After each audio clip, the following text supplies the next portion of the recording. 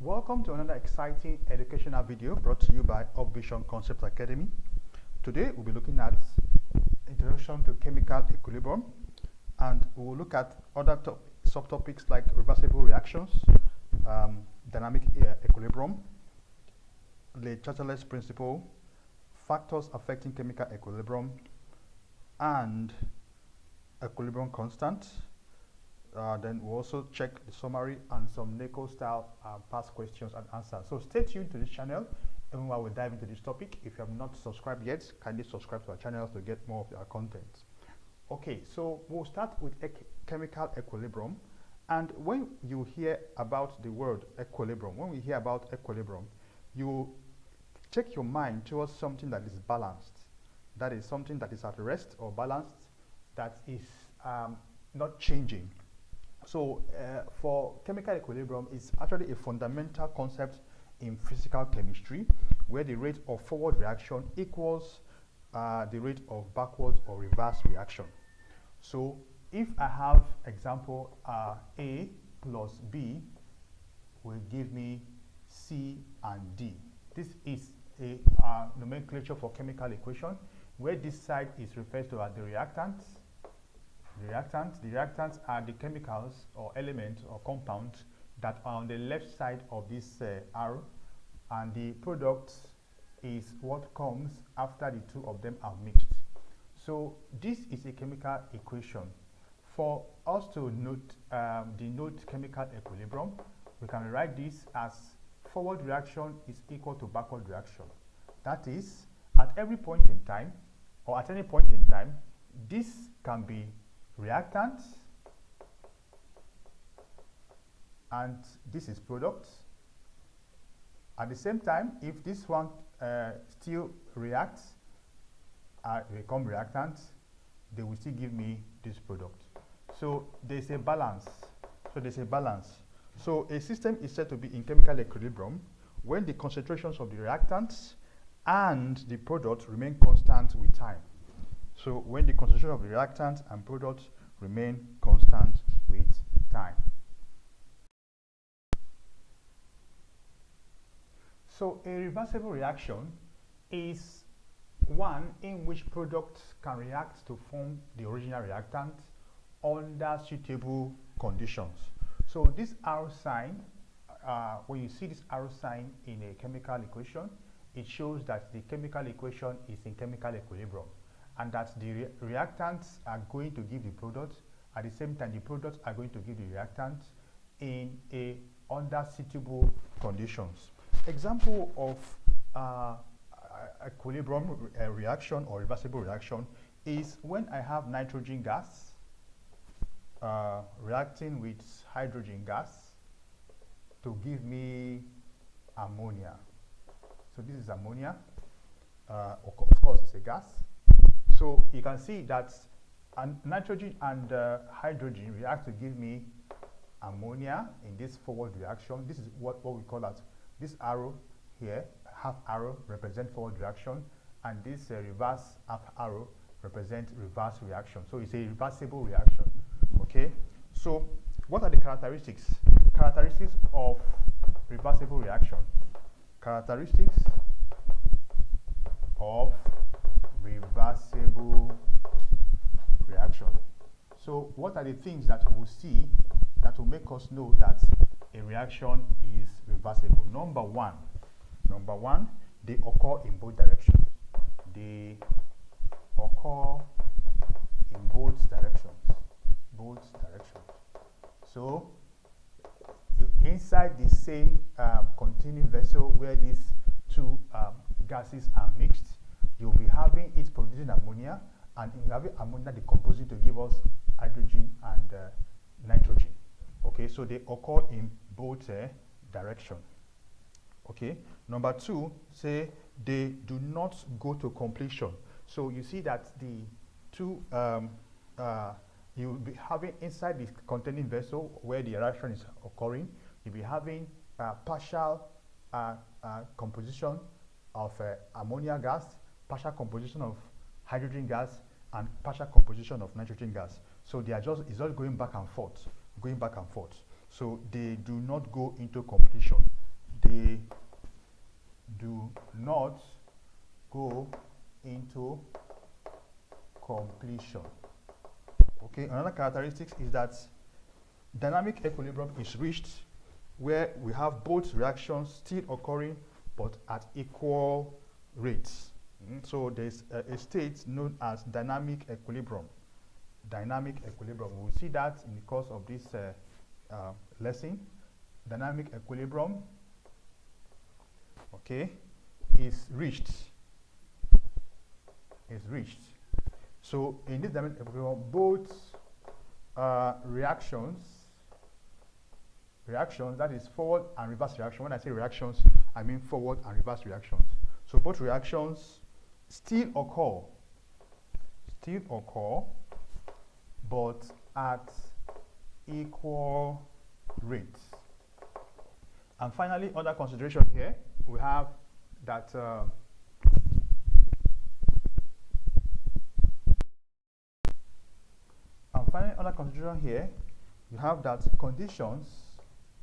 conditions like temperature,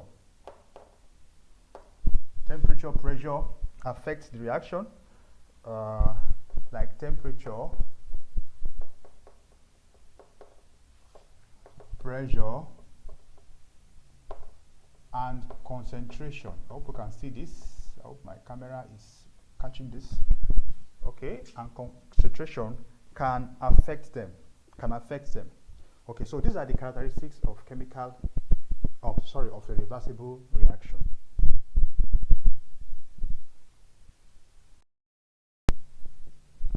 Okay, so dynamic equilibrium occurs under the following conditions. Number one, the rate of forward and reaction equals the rate of backward reaction. Okay, remember that example that we gave. I have sodium, nitrogen gas reacting with hydrogen to give ammonia. It's ammonia here, 2, and this is 3. Sorry. So gas. Remember this? Okay, so let me put the sign for reversible reaction.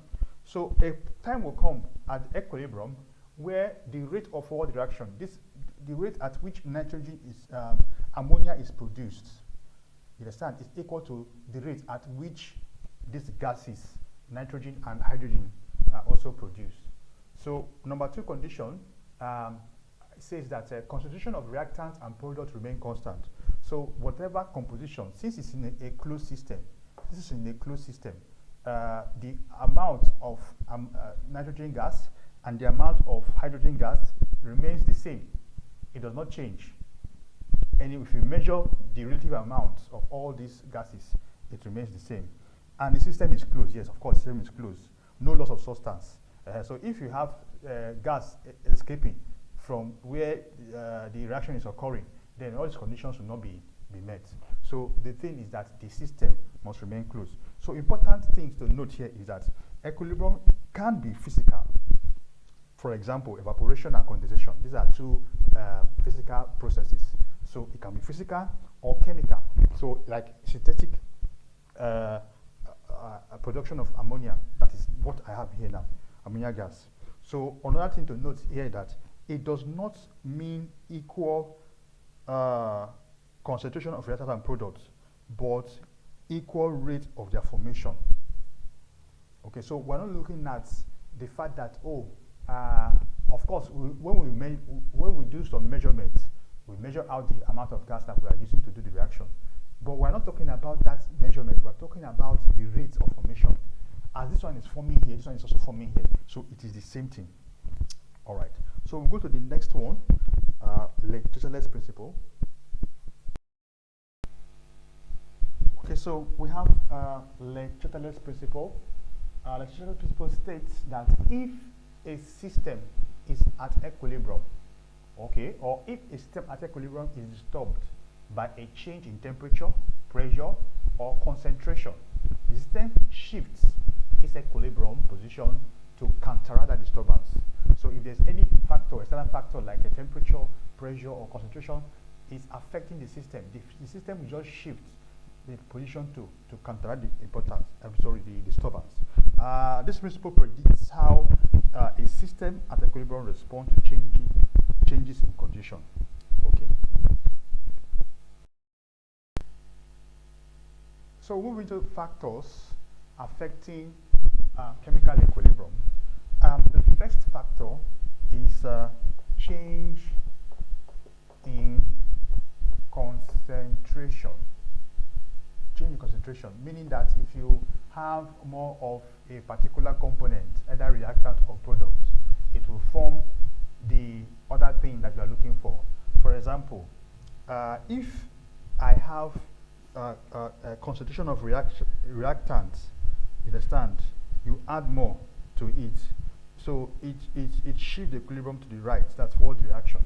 So if I have this, for example, hydrogen gas and iodine to produce hydrogen iodide. Okay, so this is an example of change in concentration. If I put more of hydrogen inside where this reaction is occurring, I'll be tending to produce more hydrogen iodide. Why? Because forward reaction, more of hydrogen will require more formation of hydrogen iodide. So you see that change in, if you add more of hydrogen, you will get this. If you add more of iodine, you also get this. And if you add more of this, you will get the reverse case. So concentration of the product shift the equilibrium to the left. So if you have more reactant in the system, either by external force or by the fact that you have more of it and less of this, so that you tend to shift this equilibrium to the left, to the right, sorry, in that more of this chemical compound will be produced. And if you have more of hydrogen iodide, you will shift the equilibrium to the left, in that more of hydrogen and iodine gas will be liberated. Okay, so another factor affecting chemical equilibrium is change in temperature. Change in temperature. Okay, that is increase in degree of hotness. So for exothermic reactions, if I have more higher temperature, you understand, it shifts the equilibrium to the left. Okay, let me put that as a statement. Okay, for exothermic reactions, we'll look at that in the next video. Exothermic reactions. So if I have this condition met, so I might have increasing temperature, shift equilibrium left. So increasing temperature shifts equilibrium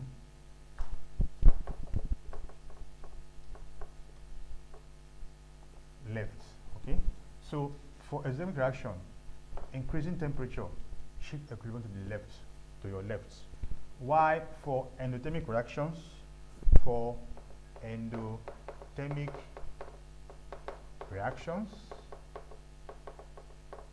okay, condition. So increasing temperature shift the equilibrium to the right. Note these conditions in exams. Increasing temperature shifts equilibrium right. Okay. So the third factor affecting chemical equilibrium is change in pressure. Change in pressure. So change in pressure only affects reactions involving gas and unequal number of moles. So I'll just put that factor there, change in pressure. So for this one, it affects only reaction that it has to do with gas. So okay, so if the pressure shifts to the site with fewer gas molecules, okay, then you have the reaction shifting to the right, or the pressure shifts to side with more gas molecules, then you have pressure, the reaction shifting towards the left. So if I have, for example, this one, if I have this steel, let me always put the reversible. Okay, so this is a reversible reaction. So if I have 4 moles, at this side I have 4 moles of gas, right? 4 moles. How do I have 4 moles? Because 1 mole here plus 3 moles will give me 4 moles.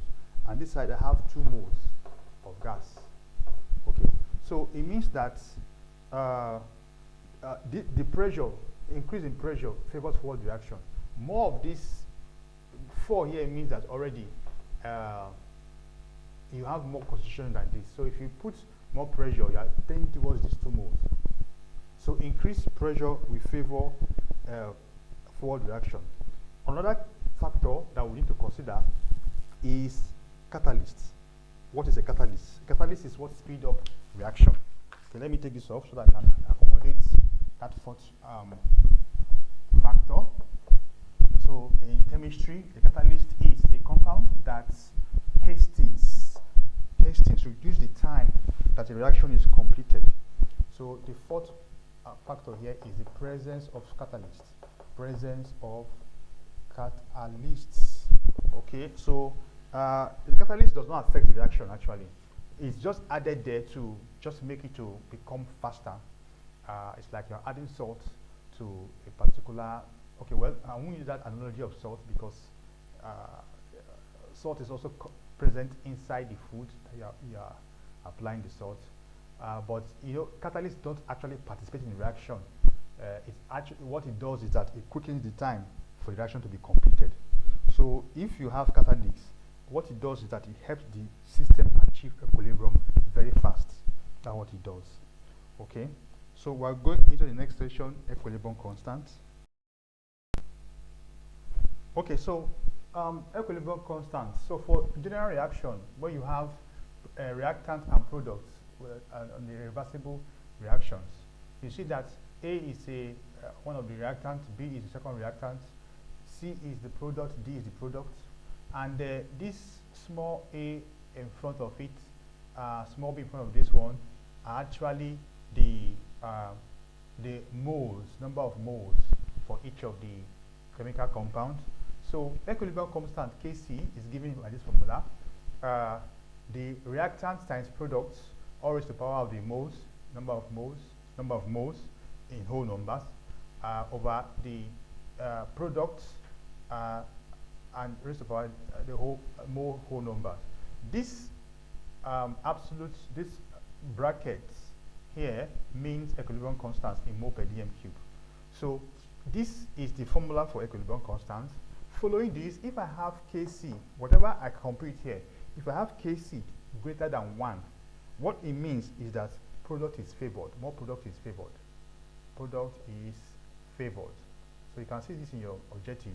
If I have Kc greater than 1, that means you are going towards more products. Why? Look at it now from here. See that I have the product is the numerator and the reactant is the denominator. So if the numerator is bigger than the denominator, this Kc, this value here will be greater than 1. So more product is favored. But if I have Kc less than 1, meaning that I have more of the reactant than the product. If it's less than 1, then I'll say more reactant is favored, or reactant is favored. Reactant is favored. What does this statement mean? It means that I'll be going towards more of reactants. I'll be producing more reactants. Favor means that I'm producing more reactants, or I'm producing more products. So if Kc is equal to 1, what does that mean? That both exist in comparable amounts. So that is where equilibrium is actually achieved. Kc, equilibrium constant, is equal to 1. Equilibrium is achieved. Both reactants and products are present in the same amount. All right? Okay, so go to the next one. Okay, we'll just quickly do summary. We'll just summarize what we have done so far. The factors of chemical equilibrium. So we looked at reactants. You see that if you have more reactant in the chemical reversible reaction, you see that it shifts towards the right. If you have more reactant, it shifts towards the right. Number one. If you have more product, number two, it shifts towards the left. So that's reverse. So if they say reaction is shifting towards the right, it is forward reaction. If it's shifting towards the left, it is reverse reaction. Okay. Number three factor, temperature. Temperature shifts away from heat source. That's why we talk about exothermic and endothermic reactions. We'll see that in the next video. Please stay tuned. Subscribe to our channel to see all these videos. And for pressure, pressure affected that it shifts to fewer gas molecules. Then catalyst has no change in the composition of the chemical reaction. What it does is that it just hastens the reaction to complete towards the left or the right, depending on where the catalyst is applied. Okay. Okay, so let's look at this NECO-style question on the board. It says, which of the following statement is true at chemical equilibrium? A, reaction stops completely. B, concentration of reactants equals that of products. C, the forward and reverse reactions occur at equal rates. And D, no product is formed. If you look closely, you will think that B is the answer, but the answer is C. The answer is C. This goes to show that what we are interested in chemical equilibrium is the rates. Understand? Because it's continuous. It's continuous. It's not concentration of reactant and products being equal. Understand? It is the rate. The rate. Note, the rate of forward reaction and reverse reaction are the same. That is the rate, the time each of the components are formed. All right. So for more NECO-style questions, please check the description of this video. Subscribe if you're not subscribed to our channel. But the next one we're looking at is exothermic and endothermic reactions. So I hope this particular video has been informative for you. I'd like to thank you for